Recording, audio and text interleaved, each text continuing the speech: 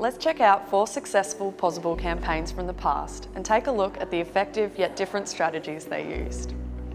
Gaby Baby. When filmmaker Maya Newell set out to run a crowdfunding campaign for her documentary Gaby Baby, she knew she didn't have an audience big enough yet to reach her financial goal of 100K. What she decided to do is run her project over 2 campaigns, first with a target of 10K and the following with a target of 100K.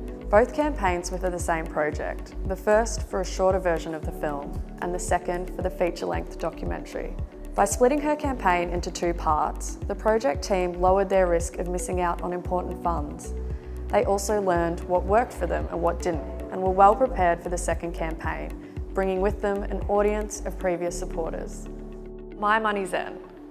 Sisters Kylie and Lauren successfully crowdfunded their budgeting software solution My Money Zen. Without having a prototype to present to people, they knew they had to think outside the box in terms of how they would pitch their product in a video. The solution they came up with was to run a survey to understand their customers' pain points and aspirations. It helped them put together and explain a video that outlined the plan for their business and worked as the perfect pitch. Black Hops. Dan Morris and his team ran a successful campaign for Black Hops craft beer company. Within the first 12 hours of launching, they'd already hit their target, and this was thanks to a carefully planned promotional strategy. Before launch, they put together a group of ambassadors. They then created an early bird discounted reward and only shared it with them. After the reward sold out, they shared the campaign with everyone else they knew.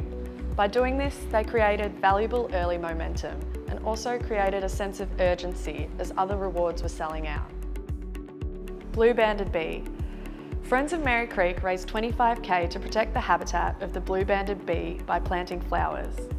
They knew their campaign was outcome-driven, unlike product-based campaigns, and that they would need to be creative when offering rewards. What they came up with were options that we often refer to as priceless and worthless. What they did first was figure out who their audience was and what rewards would appeal to them most.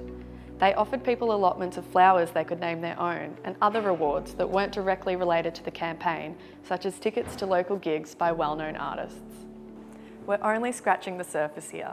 Be sure to check out our next video for 4 things you must know before you start planning your campaign.